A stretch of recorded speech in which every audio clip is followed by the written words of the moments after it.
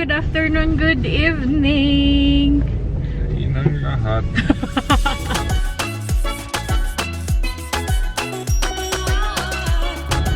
Good morning, my shots. Morning sa inang lahat. Today is a Saturday. Late na naman kami. Uy, 9:55 na. Maaga kaming gumising. Pero sobrang tagalan ako sa pag-blow dry ng aking buhok. On the way na pala kami ngayon sa bahay nila Uma. Susunduin namin siya, mag-grocery kami kasama siya. At ngayon is the birthday of Uma. 83 na si Uma ngayon. Mag-grocery kami ngayon sa Globos at saka sa Netto, I guess. Nandito yung gift namin kay Uma. I think nakita nyo na to. Kung hindi nyo pa ito nakita, panoorin nyo sa vlog ko na kasama ko si Bianan nung nag-date kami. Last week ata yun. Supposedly, meron kaming plano pumunta sa recycling area kasi meron kaming madaming itatapon pero wala kaming oras. Next week na lang ulit. Scheduling kasi dito yung pagbukas ng recycling area. After namin mag-grocery, pupunta kami sa restaurant kung saan naganap yung first wedding party namin ni Nico kasi nung kinasal kami, dalawang restaurant yung pinuntahan namin pang lunch at saka pang dinner. Doon kami sa Ratskela mag-birthday lunch, magko-coffee and cake kami sa bahay ni Uma after lunch. After that, di ko na alam. Tapos na pala kami sa Globos, nakalimutan ko kayong dalhin dahil hindi ako nagdala ng jacket at andito kami ngayon sa Netto. Meron lang bibiling si Nico dito. Hindi ako nagja-jacket dahil mainit. Ayan yung Netto. Pupunta muna kami sa Asian store. Hinatid lang namin saglit si Uma sa bahay nila. At driver ko. Meet my driver, taxi driver. Das kostet auch, ne? Nakalimutan ko kasi na hinatid pala si Uma. So hindi na ako lumabas. Sabi ni Nico, ba't di ka umupo dito sa harap?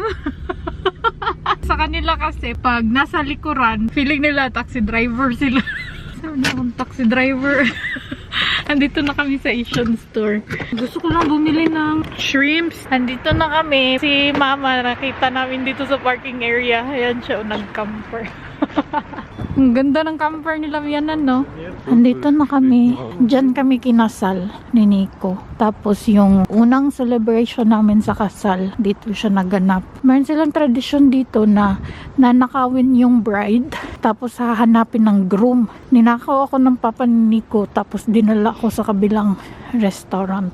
Dito na kami sa loob. Nung kinasal kami ni Nico, itong buong room na to. Occupied to siya. Tapos dito yung aming cake. Tapos doon kami nakaupo ni Nico. Hi, Mama. Hi, ein Geschenk für dich. Für mich? Ja, Ich habe keinen Geburtstag. kriegst du aber das immer.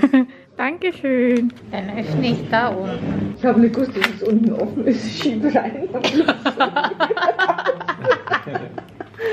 Glück ist nichts gebrochen. Ah, Butter. Oh. Danke. Dankeschön. Gleich drauf, so eine echtes. Tada! Truffle Butter. Thank you. Ah, deswegen hast du gefragt, ob ich schon Truffle Butter habe. Genau, jetzt bin ich gestern extra zum Edeka gefahren. Danke. Mga tapos na kami sa restaurant at papunta na kami ngayon sa bahay ni Uma. Tingnan nyo naman ang flowers ni Bianan para kay Uma. Ang ganda. Kami nagdala nito dahil si Bianan pumunta sa Asian store, naglakad siya. Pwede naman namin siyang dalhin pero naglakad talaga siya. Yung camper niya doon pa rin sa parking area. Blinka hasunat, blinka na. Hade darfst du ja nicht rein. What if? What if was? Wenn ich jetzt reinfahre? Nein, tust du nicht. Du musst du halt da lang fahren. Magko-coffee and cake lang kami kay La Uma. Nandito na kami. Umalis na kami ni Bianan. Kaming dalawa lang ang umalis. Pupunta pa kasi kaming Action. Tapos si Nico naiwan muna kay Lauma. At first time kong sumakay sa kanilang camper. Hallo. Kompleto na to siya. Merong CR, kusina, ref, merong bed. Ito tour kayo ni Bianan dito sa kanyang camper. Kasi last time nung nag-camper kami, yung old van yung gamit namin. Yung old camper nila. Tapos binenta yun and then binili neto. Medyo malaki na talaga. Andito na kami sa may action at ipapakita sa inyo ni Bianan yung kanyang camper. Ang ganda ng camper na to. Yan pala sa ibabaw. Pwede yan siyang hilahin para maging roof siya. Ito yung mini kitchen ni Bianan. Wow! Ang lutuan ni Bianan. Gaskocher und Spülbecken. Ah! Nice! Ah! Hier ist der Mülleimer. Ah! Der Müll.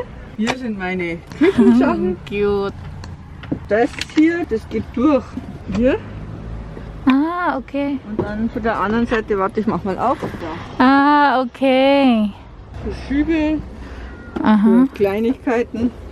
Cool. Hier ist Besteck. Hier ist Tee und Kaffee. Oh, so mga drawer lang. Und hier auch nochmal, also Topf Ah, ja. mit dem Wasser. Hier ist Bad. Cool. Oh. Das ist die Dusche für außen. Man kann da auch im Freien duschen. Ah, okay. Ah, Und das nice. kann man hier ist die Toilette. Und das Waschbecken. Cool. Man kann das hier so rüber machen. Ah, wenn du duschst. Dann Cool. spritzt man hier nicht alles nass. Das Ja. ist nice. Das ist schon gut, weil in den meisten Wohnmobilen ist das so alles offen. Mhm, Und dann, ja. wenn du duschst, ist alles nass. Meron ding window. Tapos storage din yan siya. Another storage. Hier ist der Kühlschrank. Die kann man von beiden Seiten öffnen. Nice. Ach so. Weil hier Ah. ist die Sitzecke. Da kannst Okay. du der Seite und von der Seite öffnen. Dann das Bett. Das kann man an die Decke fahren. Elektrisch an die Decke. Und hier ist dann zum Sitzen. Ah, okay. So yung mga upuan na sa ilalim. 2 Sitzbänke und den Tisch muss man dann aufstellen. Hier kann man überall Klamotten reintun. Meron ka na talagang tiny house. Nice. Hot and cold shower na din sila Bianan. Electric din yan siya.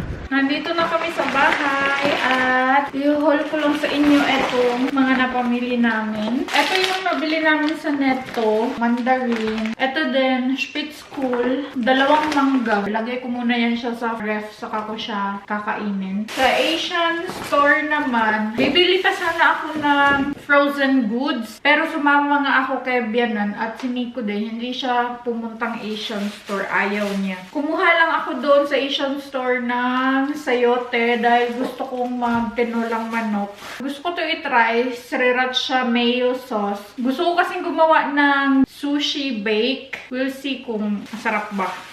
Kumuha ako ng ginamos or fish sauce. Kasi meron akong saba dyan. Gusto kong kumain ng saging na saba tapos isaw-saw sa ginamos. Hindi ko alam kung anong tawag sa Tagalog. Basta ginamos sa amin. Lagyan siya ng madaming sili and then lemon. Ang sarap. Ah, tumutulo yung laway ko. Sa Globos naman, Lawson, na hindi ito nabasag. Kumuha ako ng isang traying itlog. Ito yung pangalawang mangga na nabili ko sa Netto. Sa Netto kasi mayroong masarap na mangga. Ibang klase yung mangga sa Aldi or sa Globos. Mas masarap talaga sa Netto. Si Ellen nag-recommend sa akin na sa Netto bumili ng mangga. Ito naman, snacks cucumber para sa work ni Nico. Broccoli. Ito din pala sa Netto din to. Maultaschen. Hindi ko alam kung anong pangalan neto sa atin, pero dito is Maultaschen. Ang nabayaran namin sa Netto is €9.75. Sa Globos naman, eto, saging. Bet ni Nico ang ganitong mushroom. Kumuha na din ako ng toge. Nashock ako sa presyo nito. Isang peraso, €1.49. Uy, ginoo ko Lord. Eto naman, blueberries para kay Nico. Sa mga fruits naman, si Nico lang lagi yung binibilhan ko. Hindi ako gaano mahilig sa fruits. Ang New Year's resolution ko talaga is kumain ng maraming fruits at maraming vegetables. Pero, hindi ko nagagawa. Meron ako dito cherry tomatoes, 2 eggplant, bawang, tapos pasta. Ito kasi yung gusto na pasta ni Nico. Itong tagliatelle 16. Ito naman ang mga karne. Kumuha lang ako ng 600 grams na mixed ground meat. Si Nico naman kumuha siya ng steak. Kumuha ako ng pork tenderloin para kay Nico. Mga pangbaon niya sa work. Since hindi siya gaanong nagmamanok. Ito naman, pang tinola. Drumsticks. Gusto ko pag tinola, drumstick. Pero pag fried, gusto ko yung wings. Kumuha na din ako netong chicken fillet. If ever lang na ayaw magluto ng pork na panghain ko kay Nico. Ito naman is chicken wings. Yun lang naman ang nabili namin sa Globus. Ang nabayaran namin sa Globus is 53.90. Ang totoong nagbayad ng grocery namin, si Uma pa rin. Nakot on the act ko kanina si Nico. Dahil nakita kong inabot ni Uma yung pera niya para sa groceries. So, siya ang nagbayad neto. Ayaw ko kasi na si Uma ang nagbabayad ng groceries namin. Hindi ako komportable na marami kaming pinang grocery tapos si Uma magbabayad. Parang nahihiya ako na kukonsensya ako dahil si Uma pag nag-grocery, sobrang konti lang yung kinukuha niya. Tapos sa amin, madabihan na talaga dahil pang 1 week na to. Kaya nahihiya talaga ako. Pumunta kasi ako saglit sa may bakery. Meron lang akong tiningnan. Tapos pagbalik ko, nakita ko talaga si Uma nagbigay ng pera para sa pinang-grocery namin.